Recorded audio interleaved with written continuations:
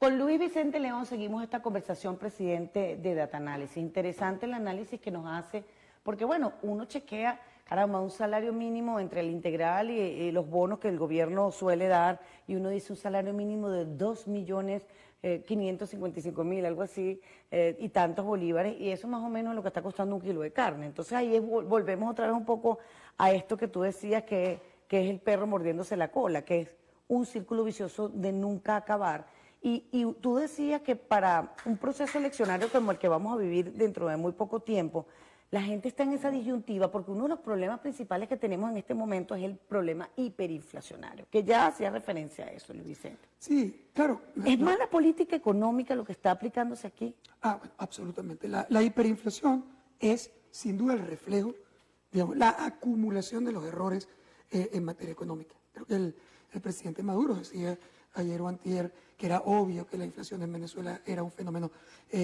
inducido y que era, tú sabes, como la guerra económica. La guerra, unos empresarios perversos. El país más feliz del mundo, su campaña gira en torno a eso. Una gente terrible que está haciendo daño. La verdad es que la economía es una ciencia.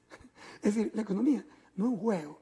La economía es una ciencia y la ciencia tiene todo el argumentario para explicar estadísticamente, numéricamente, cuáles son las razones para los desequilibrios. Y el desequilibrio hiperinflacionario ha sido hiperestudiado. La hiperinflación está hiperestudiada. Hay 52 casos. Es hipercomplicado, además. Y por cierto, en todos los casos, los presidentes de los países donde hubo hiperinflación, todos le echaron la culpa a los demás. Pero resulta que tú dijiste en una oportunidad que no hay un solo ejemplo de un país con hiperinflación permanente. Nunca. Lo que quiere decir que esto es un fenómeno que es insostenible. Absolutamente. Lo que no sabemos a ciencia cierta es cuánto tiempo dura. Porque hay gobiernos que, a pesar de haber cometido errores terribles que lo llevaron a la hiperinflación, reaccionaron muy rápido para resolver el problema. Se dan cuenta que la hiperinflación proviene de qué. Proviene primero de tu mal manejo monetario, de haber producido más dinero que el que debías, de haber producido dinerito de mentira, de monopolio, de haber afectado la producción interna, de haber atacado el sector privado, de tener hostilidad, de caer la producción. Es decir, todo, de eliminar la seguridad jurídica. Sobre todo la confianza. Atacaste y mataste la confianza que tienen los actores, el país, la gente, en su moneda y en las autoridades monetarias que la respaldan. Entonces, si tú no tienes confianza en tu moneda, tú no la quieres. Es decir, yo te saco aquí un billetico de 100, un billetico de 1.000, 1.000.000, 100.000, lo que sea. Te lo saco. ¿Cuánto vale ese billete? ¿Qué respalda ese billete? Algo. La mayoría de la gente cree que los billetes están respaldados por un montón de oro que está ahí guardado, más o menos, en el Banco Central, en las bóvedas. Las monedas, desde el acuerdo de Bretton Woods en los años 40 del siglo pasado, las monedas solo están respaldadas en confianza. Se llama moneda fiduciaria. Los gringos, que son súper transparentes en sus cosas, en su billete de dólar, tienen una expresión que dice, "In God we trust", es decir, en Dios confiamos, porque no hay más nada. Es decir, no te estoy diciendo que es que detrás del bolívar no hay oro. No hay oro detrás del bolívar, del dólar, del euro, de nada. Detrás de cada moneda lo que hay es la confianza de que esa autoridad monetaria está haciendo lo correcto. Si tú no haces lo correcto, si nadie confía en ti, si tú te volteas y resulta que el tipo que te está diciendo, oye, confía en este bolívar, es el mismo, que expropia y no paga, que le debe a cada santo una vela, que tiene default selectivo, que ataca al sector privado, que está, que su política internacional es como de carrito chocón, peleando con el que se le pasa por el frente. ¿Sí? ¿Cómo tú puedes tener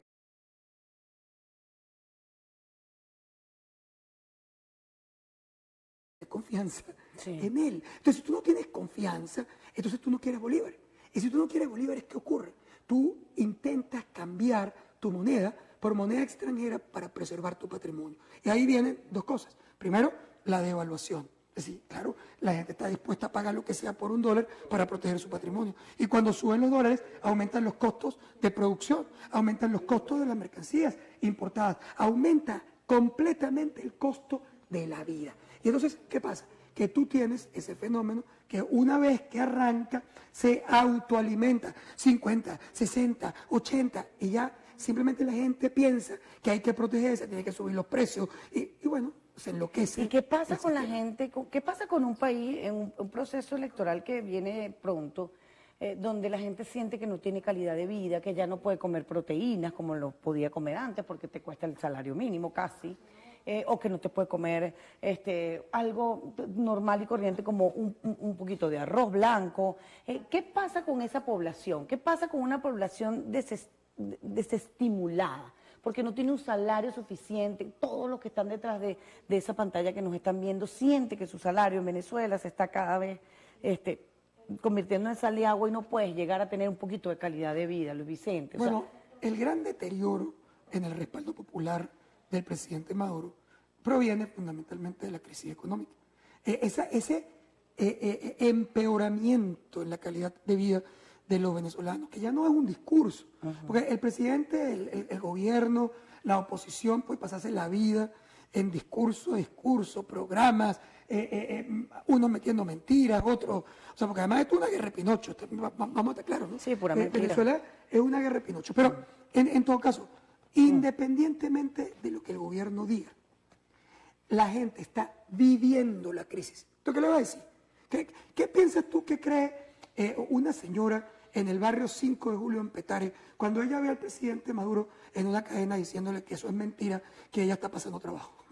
O sea, que es mentira que ella va y no consiga en el supermercado comida, o que tiene que pagar unas fortunas para poder conseguirla, o que es mentira, que es una farsa de la oposición, que ella no consigue antibióticos para su mamá enferma, o para el chamito. O que no los puede pagar, Luis Vicente, porque cuando cuesta 6 millones de bolívares. Simplemente es imposible pagarlo. Es decir, exactamente. ¿qué puede pensar ella? Obviamente piensa que se la están vacilando. Y no está para vaciles, porque está muy mal, porque se siente muy angustiada, deprimida, triste, frustrada. Esos son los sentimientos fundamentales que los venezolanos tienen hoy. Entonces, ¿cómo es posible que hoy, que también es candidato a la presidencia de la República, Nicolás Maduro, tenga una popularidad todavía de 20 y 25%? Bueno, me parece altísima. Porque, claro, el dato de 20-25% lo puedes analizar desde dos perspectivas. Okay. La tuya, o decir, bueno, con 20-25% un presidente en democracia se mantiene. no se mantiene en el ejercicio del poder, pero no puede ganar una elección. Tú con 20-25% no ganas. ¿Y cómo puede ganar ahorita? Bueno, entonces viene el tema más complicado, que es que si tú me preguntas a mí cuál es el impacto de la crisis sobre el sistema político venezolano, la respuesta es clarita. Es decir, hay un impacto negativo sobre la popularidad, porque él tenía 50 y pico por ciento y hoy tiene 21, 22 por ciento de popularidad. ¿Qué quiere decir? Que perdió más de 30 puntos de aceptación popular, y que la tendría dificilísimo si la gente votara y el evento fuera un evento transparente. Pero ninguna de las dos cosas está clara. Ni es un evento transparente, ni la gente necesariamente va a votar. En cuyo caso, entonces, el tema político se complica. ¿Por qué? Bueno, porque nosotros en el pasado, incluso con las encuestas, en las encuestas convencionales, nosotros, ¿qué fue lo que conseguimos? Conseguimos que cuando tú medías la preferencia de la población, era suficiente para saber quién iba a ganar una elección.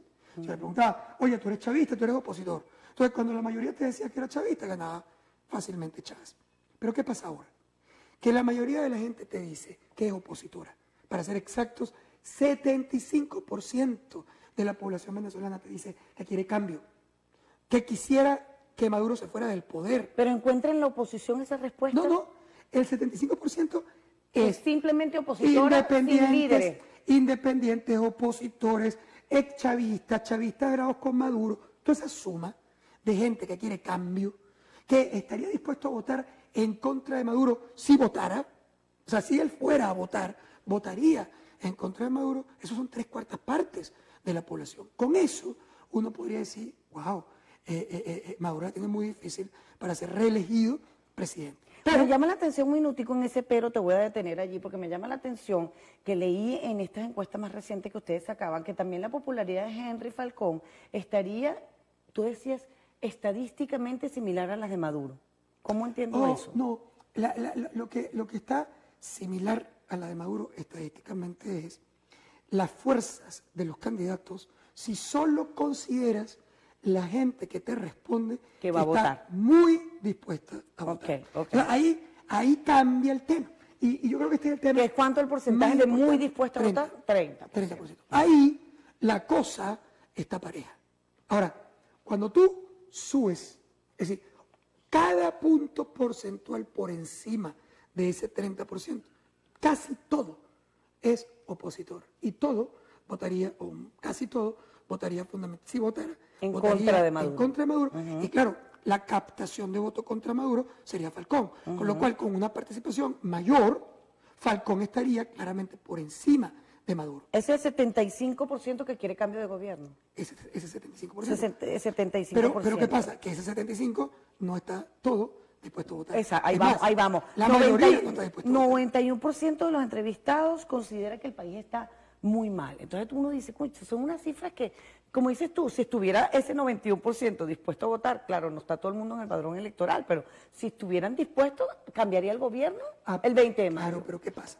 Fíjate, ahí, cuando nosotros miramos las preferencias, lo que nosotros estamos mirando básicamente es qué piensa la gente, qué quisiera la gente, cuál es la visión general de la población en el futuro. Pero ¿qué ocurre? Lo que ocurre es que entre la preferencia y la votación hay dos peajes que cambian el resultado. El primer peaje es la votación. ¿Van a votar o no? Porque ¿qué me importa a mí que tú me digas que tú eres opositora? Si tú no votas, no vales nada en términos del voto. Es decir, cuando yo cuente, tú no estás. Por lo tanto, ¿qué me importa que el 90%, el 75% de la gente quiera cambio si no está dispuesto a votar? ¿Cuánto no está dispuesto a votar Bueno, ahorita? de ese 75% la mayoría no está dispuesto a votar. Y en cambio, del otro 25% que es chavista, prácticamente el 100% va a votar. Claro. Entonces, claro, ¿qué pasa? Que dice, no, que hay un peaje, que es la abstención. Si tú te abstienes, entonces no se puede ver tu posición, tu preferencia, no se puede ver en la votación. Entonces hay que ir a votar. No. A ver, esa es una pregunta absolutamente fundamental y creo que la vamos a analizar desarrollar con en la detalle próxima parte. en la próxima parte, pero solo cierro diciendo que en la medida en que tú tengas un primer peaje, que es la abstención, la preferencia no tiene por qué marcar el resultado. Pero el segundo es la falta de competitividad electoral. Esa tampoco es una elección transparente. Estamos hablando de que de la maquinaria electoral de los partidos. Fraudes, manipulaciones, maquinarias, amenazas, todo eso también cambia el resultado. Ok, vamos a hacer la pausa.